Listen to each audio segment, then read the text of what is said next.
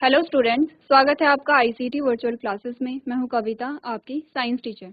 उम्मीद करती हूं आप सभी अच्छे होंगे और स्वस्थ होंगे। सो क्लास हम कंटिन्यू करेंगे अपना chapter number 6, that is tissue.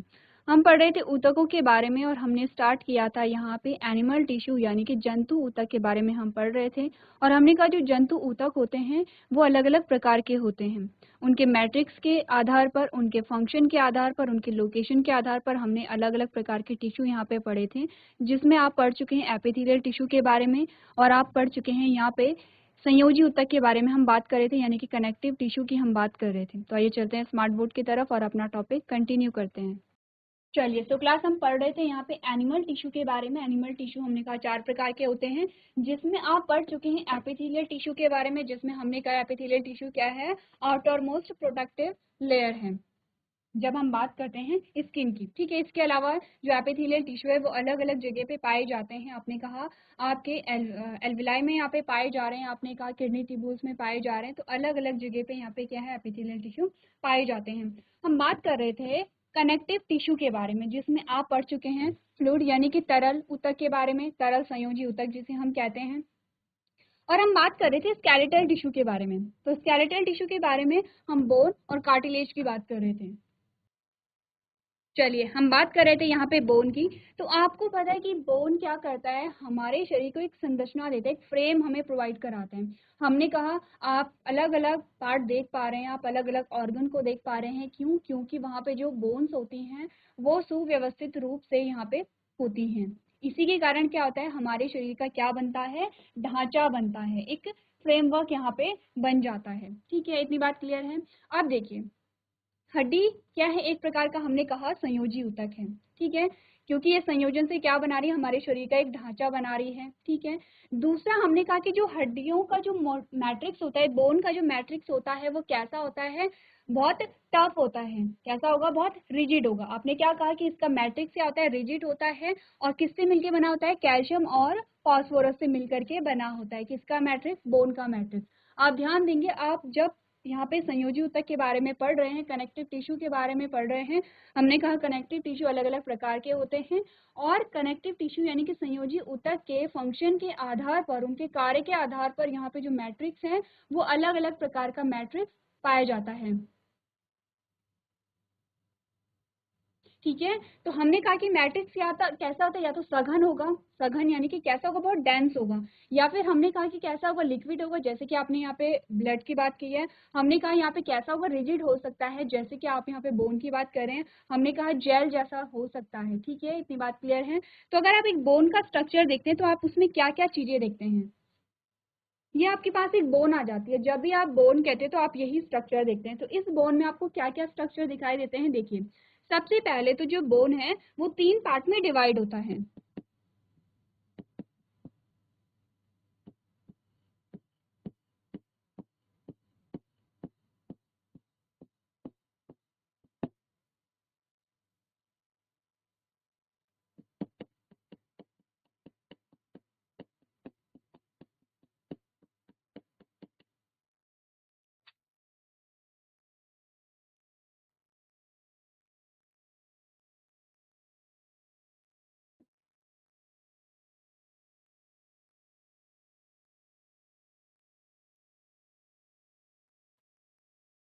चलिए, तो आपको यहाँ पे आप देख पा रहे हैं, आप अलग अलग पार्ट को यहाँ पे देख सकते हैं। पहला पार्ट हमने कहा है आपको ये दिखाया गया है, दूसरा पार्ट हमने कहा ये है, तीसरा पार्ट ये है, यानी कि आपको अलग अलग प्रकार के 3 पार्ट हमें दिखाए गए हैं।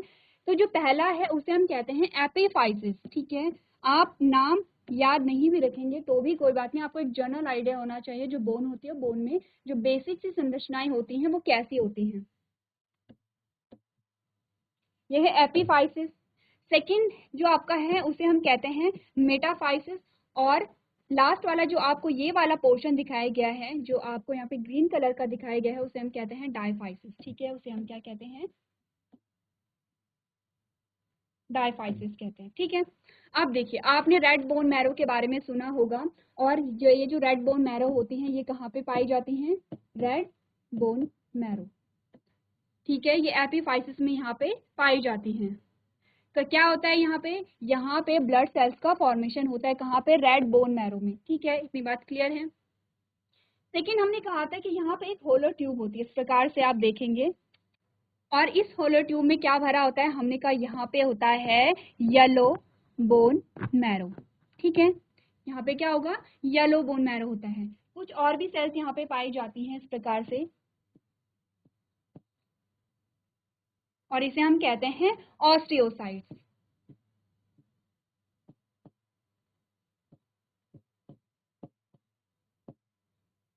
और यहाँ पे आपको क्या दिखाई देता है, यहाँ पे होता है कैल्शियम फास्फोरस। ठीक है, इतनी बात क्लियर है। तो यहाँ पे आपको क्या दिखाई दिया है, बेसिक से स्ट्रक्चर दिखाई दिए हैं। और ये जो कैविटी होती है इसे हम कहते हैं मेड्यूलरी कैविटी। ये जो आपके पास कैविटी आई है इसे हम कहते हैं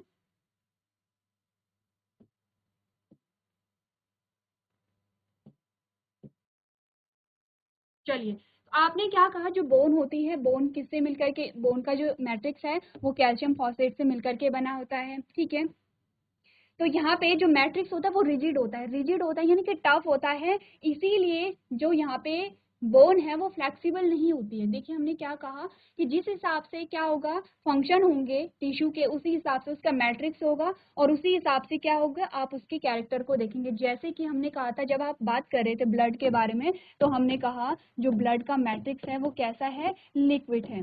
ठीक है, लिक्विड है तो इसीलिए आपको ब्लड कैसा दिखाई देता है, तरल रूप में दिखाई देता है। हमने कहा जो यहाँ पे बोन है, बोन का जो मैट्रिक्स है वो कैसा है, रिजिड है।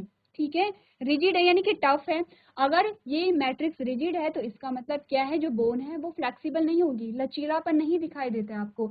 आप अपनी बोन को किसी भी तरीके से मोड़ नहीं सकते हैं। ठीक है, हम क्या करते हैं, बोन को हम मोड़ नहीं सकते हैं।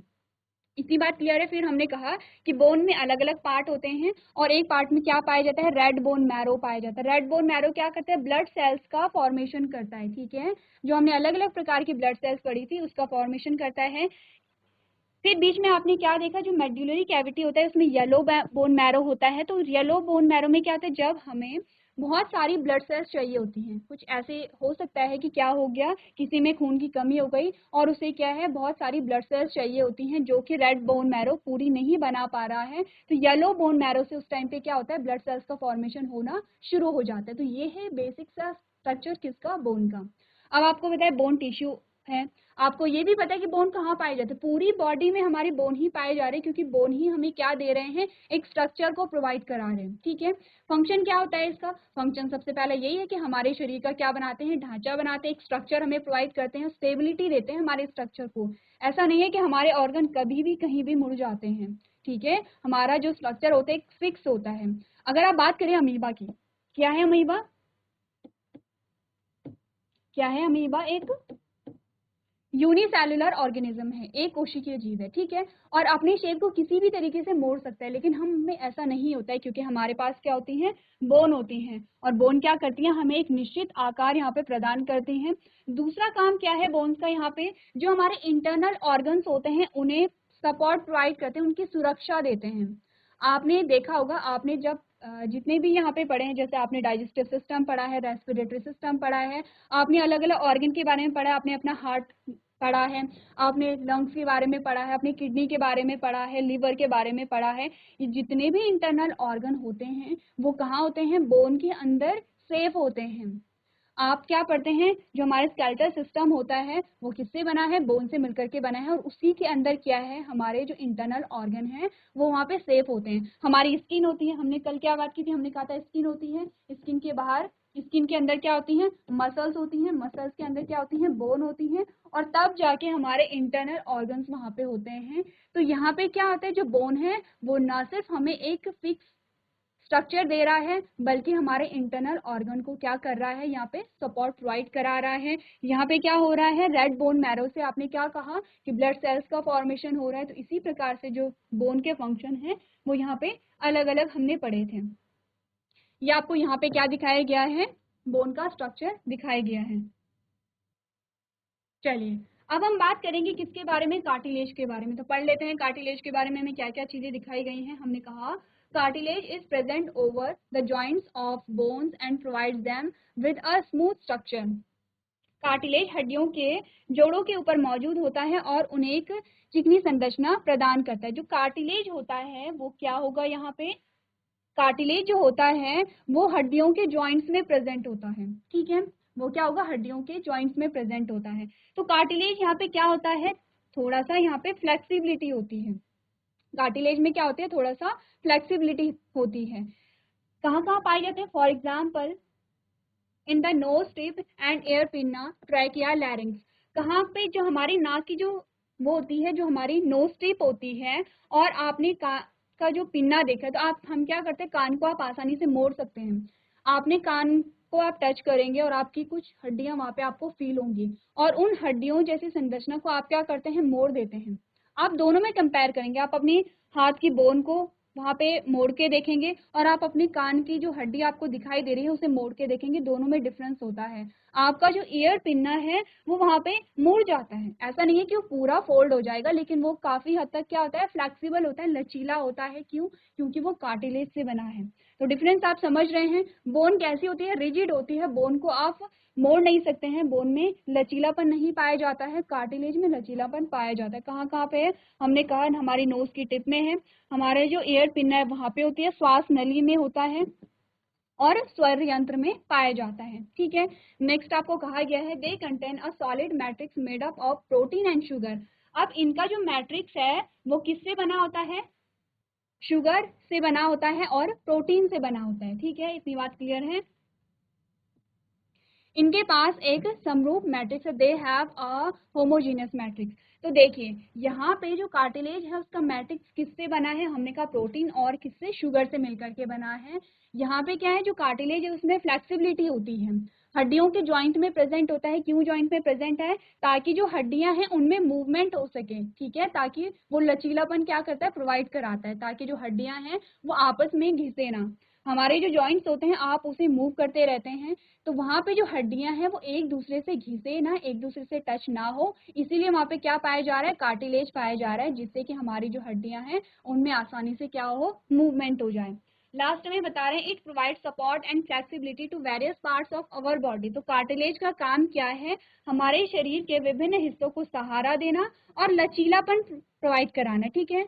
अब सोचिए अगर जो हमारे जॉइंट्स है वहां पे कार्टिलेज नहीं होता, वहां पे लचीलापन नहीं होता, तो आप अपने हाथ को फोल्ड नहीं कर पाते, पैरों को फोल्ड नहीं कर पाते, और आपको चलने में भी प्रॉब्लम होती, कोई भी मूवमेंट आप कर रहे हैं उसमें आपको प्रॉब्लम होती। तो अब आपको पता चल गया है कार्टिलेज की क्या इंपॉर्टेंस है। इतनी बात आप सबको समझ आ गई है। जीआईसी देवप्रयाग, बच्चे माइक लीजिए अपना।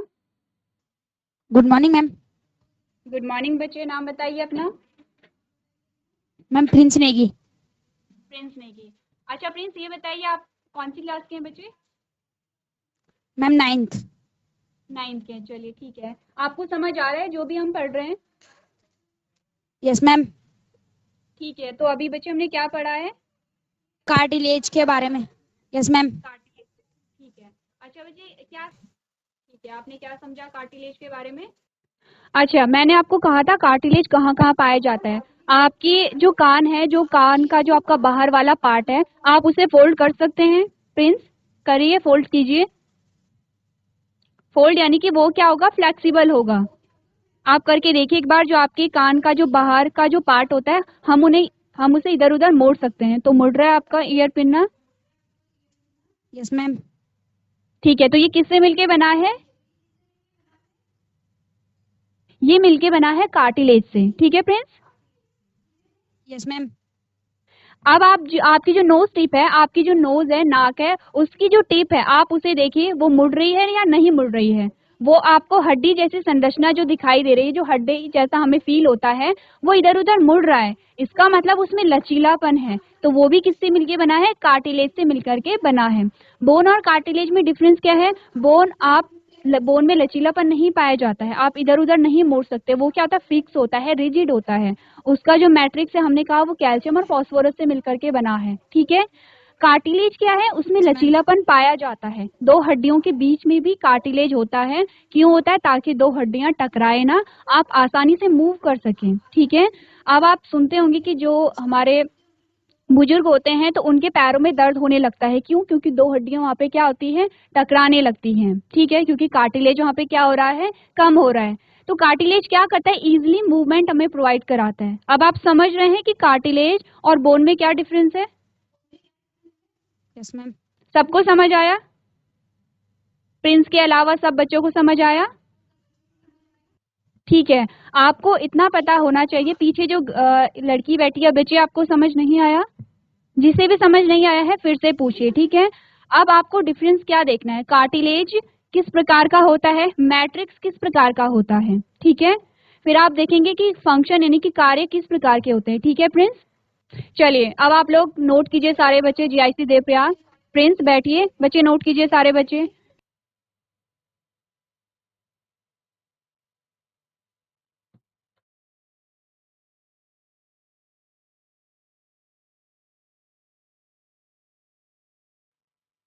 चलिए अब हमारे पास जो अगला हमारा टिश्यू आता है वो है एरियोलर कनेक्टिव टिश्यू, ठीक है। नेक्स्ट जो हमारा टिश्यू होगा वो क्या होगा, एरियोलर कनेक्टिव टिश्यू। हम संयोजी ऊतक के बारे में ही पढ़ रहे हैं। देखिए ये चार्ट आपने देखा है, हम पढ़ रहे हैं जंतु ऊतकों के बारे में। हमने कहा जंतु ऊतक अलग अलग प्रकार के होते हैं। एपिथेलियल टिश्यू आपने पढ़ लिया है, और कनेक्टिव टिश्यू को हम पढ़ रहे हैं जिसमें आपने तरल संयोजी ऊतक पढ़ा, उसमें आपने ब्लड और लिम्फ पढ़ लिया है। स्केलेटल टिश्यू पढ़ा आपने, जिसमें आपने बोन पढ़ा और कार्टिलेज पढ़ा अभी अभी, ठीक है। अब हम पढ़ रहे हैं एरियोलर, ठीक है। एरियोलर में आपके पास आएंगे टेंडन और लिगामेंट।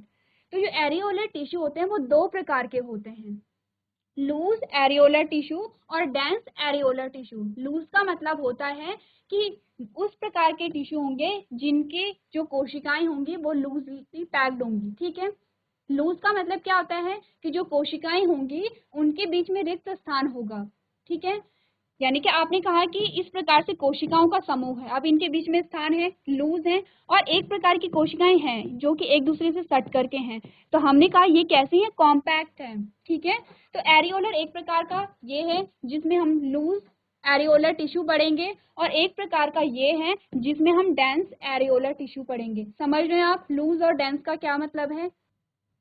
चलिए तो हमने क्या कहा, हमने कहा जीआईसी देवप्रयाग आप समझ रहे हैं कि हमने कहा जो एरियोलर टिश्यू होगा वो दो प्रकार का होगा, ये ऊतक दो प्रकार का होगा। एक में आप पढ़ेंगे लूज एरियोलर टिश्यू, ठीक है, और एक में आप पढ़ेंगे डेंस एरियोलर टिश्यू। लूज का मतलब होता है कि कोशिकाएं कैसी होंगी, उनके बीच में जो रिक्त स्थान होगा वो ज्यादा होगा, लूज होंगे, ठीक है।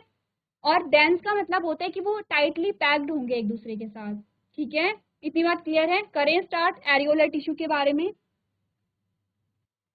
चलिए तो पढ़ लेते हैं एरियोलर टिश्यू के बारे में क्या हमें बताया गया है। हमें बताया गया है the areolar connective tissue is a type of connective tissue, ठीक है। ये क्या है, एरियोलर संयोजी ऊतक एक प्रकार का संयोजी ऊतक है, ये हम जानते हैं। That is present through out the human body, जो पूरे मानव शरीर में मौजूद होते हैं। तो आपसे पूछा जाए कि एरियोलर टिश्यू कहाँ पाए जाते हैं, आप कहेंगे पूरे शरीर में पाए जाते हैं, ठीक है। नेक्स्ट आपको कहा गया है it provide support and helps to protect organ, muscles and many other tissue. अब एरियोलर टिश्यू का क्या काम है, यह सहायता प्रदान करते हैं और अंगों, मांसपेशियों और कई अन्य ऊतकों की रक्षा करने में मदद करते हैं, ठीक है। इतनी बात क्लियर है? नेक्स्ट आपको कहा गया है it also helps to bind the skin together, यानी कि यह त्वचा को एक साथ बांधने में भी मदद करते हैं। अब हमारी जो त्वचा होती है, आपने जब पढ़ा था एपिथेलियल टिश्यू के बारे में, तो आपने पढ़ा था कि जो हमारी त्वचा होती है वो किस प्रकार के एपिथेलियल टिश्यू से मिलकर के बनी है। चलिए तो हम पढ़ रहे थे एरियोलर कनेक्टिव टिश्यू के बारे में, ये एक संयोजी ऊतक है। तो हमने क्या बात की, देखिए बच्चे आप लोग ध्यान देंगे, ठीक है। जो बच्चे पढ़ रहे हैं उनका भी छूट जाता है, जैसे कि जीआईसी देवप्रयाग बहुत अच्छे से पढ़ते हैं, रिस्पॉन्स दे रहे हैं, तो क्या होता है कि उनका भी छूट जाता है टॉपिक। हमने क्या बात की है, हमने कहा जो एरियोलर टिश्यू होता है एक प्रकार का संयोजी ऊतक है। इसका काम क्या है, इसका काम है जो हमारे अंग, मांसपेशियां होती है और बहुत सारे ऊतक होते हैं उनकी रक्षा करना है। एरियोलर टिश्यू किस में मदद करता है, आपने पढ़ा था हमारी जो त्वचा होती है, त्वचा सिर्फ एक ही लेयर से नहीं बनी है, बहुत सारी लेयर से बनी है। आपने कहा था कि जो त्वचा होती है वो एपिथेलियल टिश्यू से बनी है, और किस प्रकार के एपिथेलियल टिश्यू से बनी है, हमने कहा स्क्वैमस एपिथेलियल टिश्यू से, और उसमें बहुत सारी लेयर होती हैं। तो जो एरियोलर होता है वो त्वचा को आपस में कनेक्ट करता है और त्वचा को मसल से भी जोड़ता है। आप मसल्स के बारे में भी पढ़ेंगे। तो एरियोलर टिश्यू क्या करता है, जो त्वचा होती है, त्वचा की अलग-अलग लेयर को क्या करेगा, कनेक्ट करने का काम करेगा और त्वचा और मसल्स को यहाँ पे क्या करेगा, त्वचा और मांसपेशियों को भी आपस में क्या करेगा, कनेक्ट करेगा। हमने क्या बात की है, हमने कहा पहले हमारी क्या आई है, त्वचा आई है, उसके अंदर हमारी क्या होती हैं, मांसपेशियाँ आई हैं, ठीक है? और उसके अंदर हमारी क्या आती हैं, बोन आती है, यानी कि हड्डी आती है, ठीक है? और तब हमारे इंटरनल ऑर्गन आते हैं। तो त्वचा को आपस में कौन कनेक्ट कर रहा है? तो त्वचा होती है, हमारी स्किन होती है, अलग-अलग लेयर में कौन कनेक्ट कर रहा है? हमने कहा लूज़ एरियोलर कनेक्टिव टिश्यू, ठीक है? हमने 2 प्रकार की बात की थी। पहला प्रकार क्या कर रहा है, जो लूज़ था, वो क्या कर रहा है? त्वचा को आपस में बाइंड कर रहा है। त्वचा और जो हमारी मांसपेशियाँ होती हैं, उसे भी आपस में क्या कर रहा है? बाइंड कर रहे हैं, ठीक है? इतनी बात क्लियर है? चलिए, सो क्लास आज आपने पढ़ा है कनेक्टिव टिश्यू के बारे में, जिसमें आपने कार्टिलेज पढ़ा है और आपने यहाँ पे पढ़ा है एरियोलर टिश्यू के बारे में। तो जीआईसी देवप्रयाग, आपका रिस्पॉन्स बहुत अच्छा था। बच्चे आप लोग ऐसे ही पढ़ाई करेंगे और सारे बच्चे भी पढ़ाई करेंगे। अगर आपको समझ नहीं आ रहा है तो आप मुझसे पूछ सकते हैं। तो आज के सेशन में हम इतना ही करेंगे। अभी तक क्लास में बने रहने के लिए आपका धन्यवाद।